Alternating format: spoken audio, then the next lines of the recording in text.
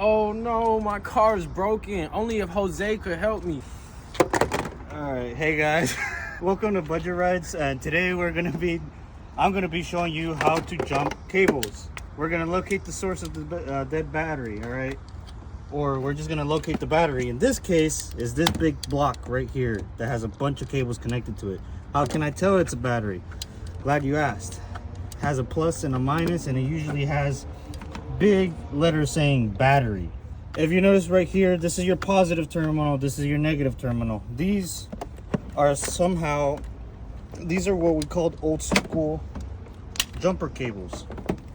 All right, all you have to do in order to jump the cable is you need a different car, and then the car that's actually has a dead car battery. So what you're gonna do is you're gonna come to the dead one first. You're gonna apply the positive first on that side, and then you're going to come over to this car, the one that's going to provide the battery charge. You're going to bring the cables. You're going to put on the positive first. There's a proper method to putting this on. So if you can't tell which one's negative, which one's positive, usually the battery itself would say it. For example, this one's my positive terminal because it has a big plus sign on it. So make sure your cables reach. Put this there, and then I'm just gonna let that sit in a safe spot. I'm not connecting it just yet. I'm gonna come back to the dead battery, connect the ground cable to the negative, and then I'm gonna come back again. I know this looks a lot of back and forth. It's just more of a safety hazard.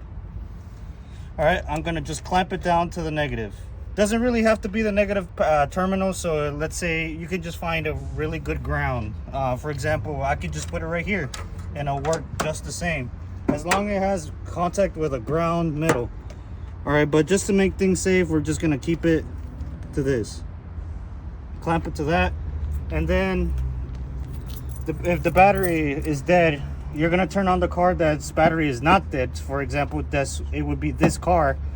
And then we would turn it on, let the car charge for about 5 minutes, and then we're gonna try to crank it. All right, I'm gonna do that right now. All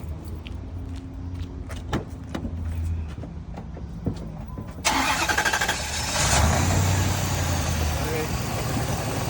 Let that run for a little bit, and then he's gonna go back into his car. Go ahead and crank it.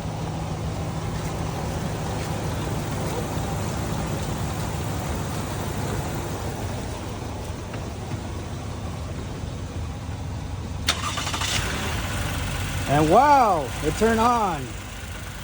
All right, basically now the battery is charging. If the battery is dead, it probably means that either your battery is old or you left something on. It can be either or if it might be something electrical which is draining it, which is really hard to figure out. But chances are it's either your battery is really old and needs to be replaced, or you just left your headlights on or something like that. But in order to safely remove this, we're gonna come to this side, and then we're gonna come grab this, and then the other person, he's gonna take off the cables like such, and now that's the safe way to removing them. You don't want these touching with each other because it's gonna create a spark. Right now, notice it's not connected to anything, but here, I'll do it on mine just to show you an example of what would happen. Don't try this at home. If we had live wires, all right? This is a controlled environment, and don't do this at home without a fire extinguisher. That happens, all right? Contact happens, look, the cable's already burnt out, all right?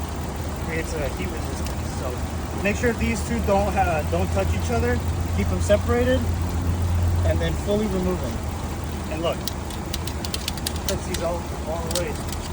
It doesn't really matter. All right, cool. That's great.